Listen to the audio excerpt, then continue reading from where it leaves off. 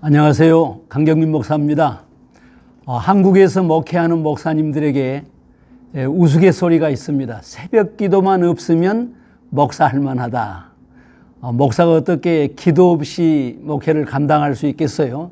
그야말로 우스갯소리입니다. 기도는 호흡이다, 이런 말이 있습니다만은 제 경험으로 보면은 기도는 훈련이다, 이게 차라리 맞는 말인 것 같습니다. 기도는 훈련 받듯이 억지로라도 해야만 합니다. 참 인간이 정말로 어찌할 수 없을 때, 인간의 힘의 한계를 절감할 때 기도는 더 깊어집니다. 이게 참 우리 인간의 한계요, 또 기도의 신비지요. 오늘은 창세기 32장을 묵상하는 날입니다. 31장은 야곱의 하란 생활 20년이 정말로 멋지게 마무리된 것을 소개하고 있죠. 야곱은 참으로 넘기 어려운 장벽이 라반의 갑질과 폭력이었는데 하나님의 개입으로 라반의 갑질과 폭력을 거뜬히 뛰어넘었습니다. 어쩔 수 없는 상황에서 장인이요 외삼촌이었던 라반에게 인사조차도 못하고 헤어졌습니다.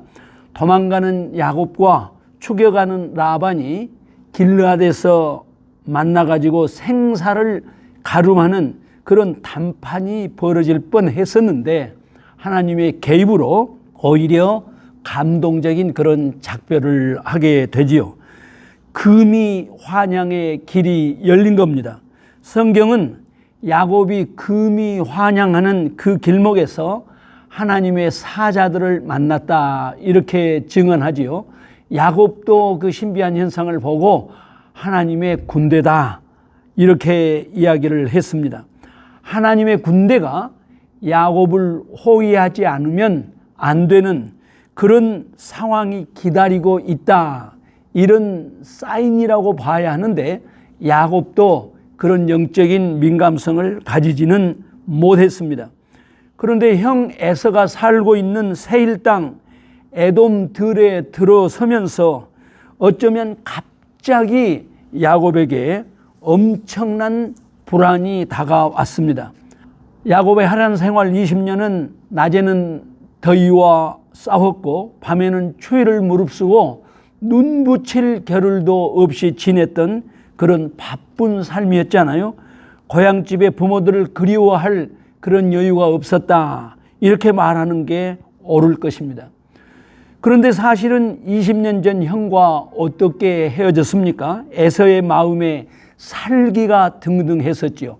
20년의 세월이 지나니까 자연히 소멸했을까요? 아닙니다. 생각할수록 불안이 엄습해 옵니다. 야곱은 먼저 그 종들을 보내서 동생이 20년 만에 여차여차 돌아오고 있다라는 소식을 형에게 전했습니다. 형 에서가 야곱이 돌아오고 있다라는 소식을 듣고 400명의 종들을 거느리고 야곱에게 오고 있다, 이런 전갈이 왔지요.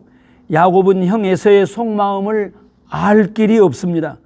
야곱이 심히 두려워했다고 했습니다.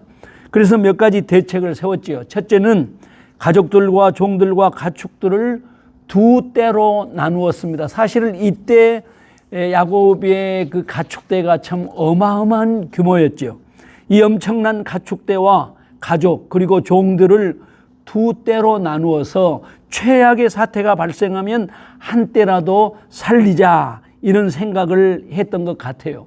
그러나 현실적으로는 그런 일이 거의 불가능하다라는 것을 야곱도 알게 되지요. 둘째, 형 에서에게 상상을 뛰어넘는 많은 선물을 준비했습니다. 염소, 양, 낙타, 소 등 가축대를 무려 550마리나 선물로 보내기로 작정하고 실행했습니다.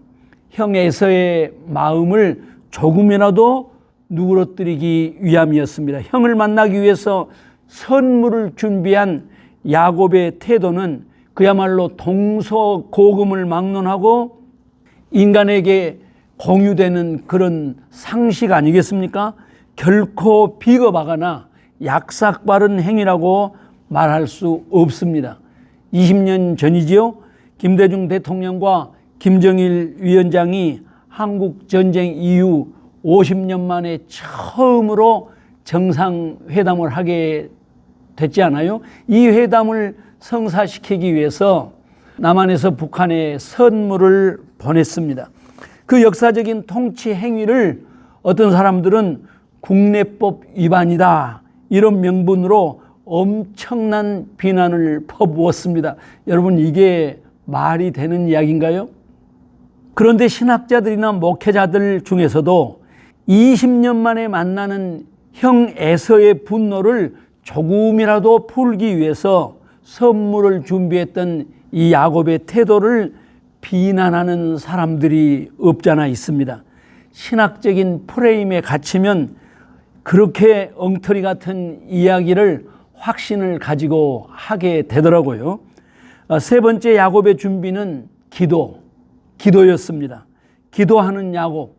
이 부분이 야곱의 신앙과 인격을 이해하는 백미지요.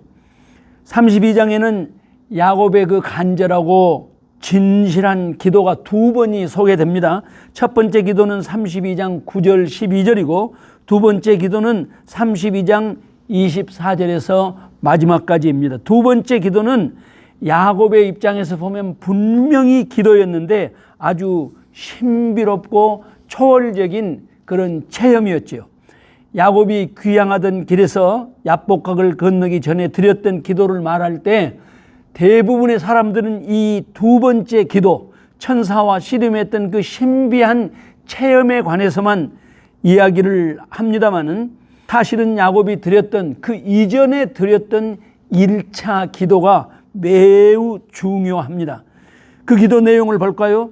야곱이 또 이르되 내 조부 아브라함의 하나님, 내 아버지 이삭의 하나님 여호와여, 주께서 전에 내게 명하시기를 내 고향 내 족속에게로 돌아가라, 내가 내게 은혜를 베풀리라 하셨나이다.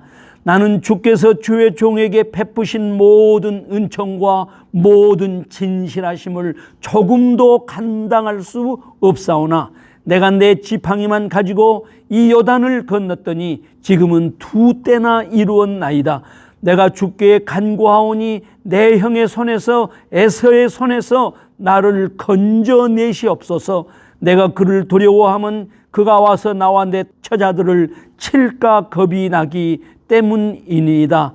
주께서 말씀하시기를 내가 반드시 내게 은혜를 베풀어 내 씨로 바다에 셀 수 없는 모래와 같이 많게 하리라 하셨나이다. 야곱이 이 기도를 마친 다음에 권속과 가축대들 모두를 야복강을 건너게 했습니다. 모든 가족, 모든 권속, 모든 가축대가 이때 야복강을 건넜습니다. 그리고 야곱만 홀로 남았습니다.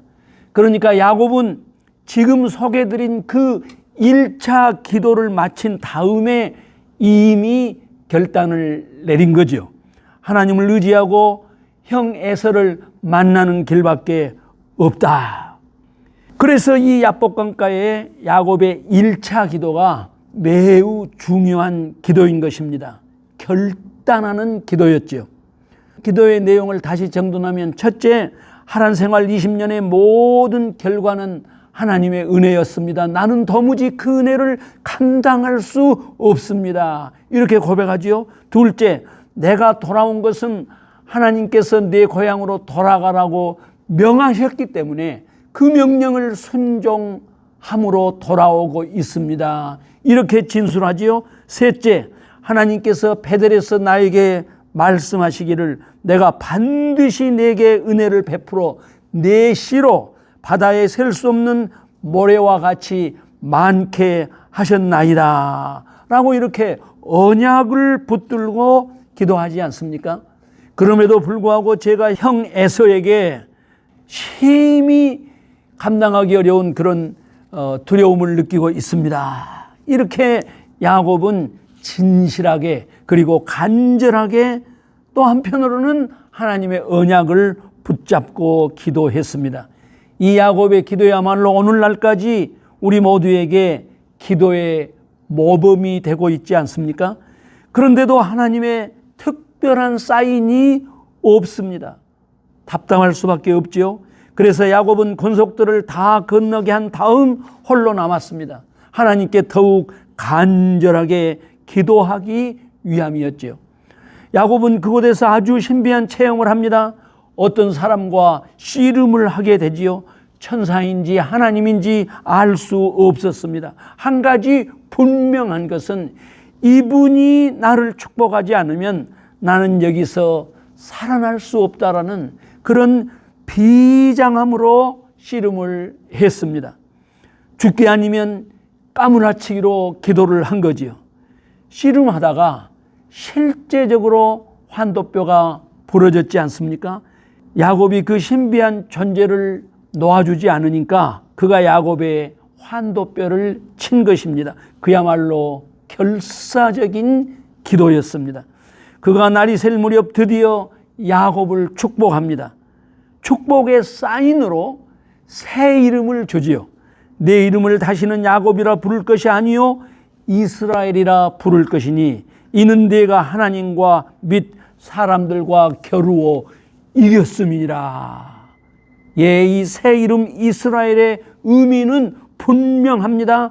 하나님과 겨루어 이겼다. 무슨 뜻일까요? 아니, 하나님과 싸워서 이길 존재가 어디에 있겠습니까? 하나님께서 야곱의 기도를 응답해 주셨다. 이런 뜻이죠. 그 이상도 그 이하도 아닙니다.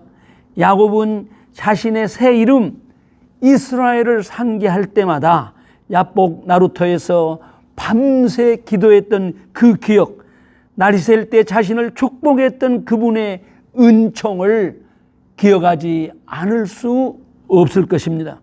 많은 사람들이 이 사건을 세속적이던 야곱이 거룩한 야곱으로 탈바꿈한 결정적 성화의 사건이었다. 이렇게 이해를 하는데요. 그렇지 않습니다. 이 사건은 성화의 분기점이 아닙니다. 성화는 그처럼 단 한 번의 사건이나 체험으로 완성되지 않습니다. 성화는 끊임없는 과정입니다.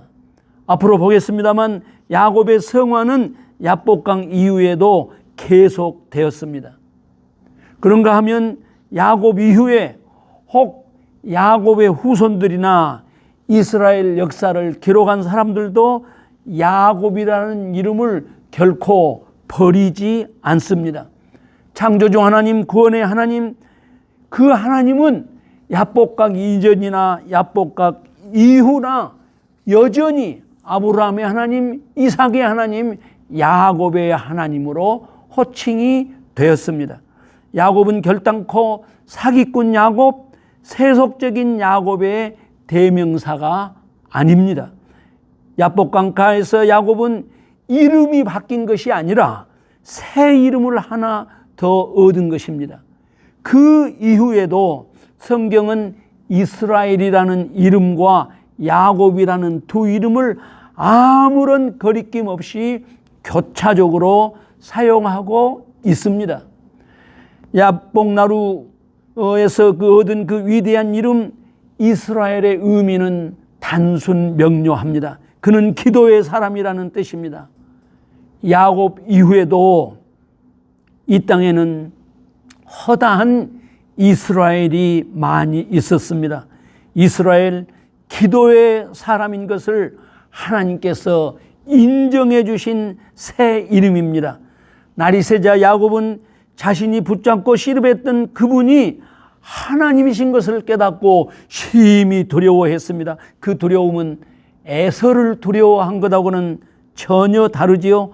살아계신 하나님에 대한 무궁한 경외심이었습니다.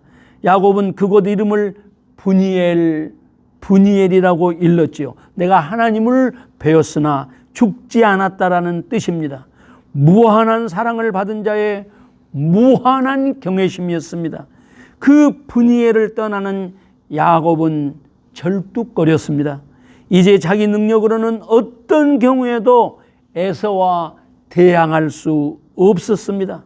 그러나 야곱이 브니엘을 떠날 때 해가 돋았습니다. 하나님께서 약속하신 찬란한 희망을 상징했던 것이지요. 기도하겠습니다. 하나님 아버지, 야복강을 건너기 전 하나님 앞에 간절하게 진실하게 기도했던 야곱의 삶을 사모하고 우리의 삶 속에도 그러한 놀라운 기도의 역사, 이스라엘의 이름을 얻는 그러한 놀라운 기도의 체험이 있게 하여 주시옵소서. 예수님 거룩하신 이름으로 기도하옵나이다. 아멘. 구독, 좋아요, 알림 설정